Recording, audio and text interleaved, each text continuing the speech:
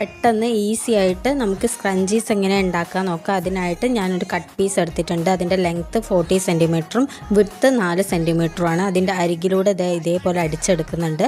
അതിനുശേഷം ഒരു സേഫ്റ്റി പിന്ന് യൂസ് ചെയ്തുകൊണ്ട് ഞാൻ അതിൻ്റെ നല്ല വശം പുറത്തേക്ക് എടുക്കാൻ വേണ്ടിയിട്ട് ഉള്ളിൽ സേഫ്റ്റി പിന്ന് ഇതാക്കിയതിന് ശേഷം ഇതേപോലെ ഉള്ളിലേക്ക് ഇട്ട് കൊടുത്താൽ നമുക്ക് നല്ല വശം പുറത്തേക്കായിട്ട് കിട്ടും. അപ്പോൾ ഇതേപോലെ നമുക്ക് നല്ല വശം കിട്ടിയിട്ടുണ്ട്.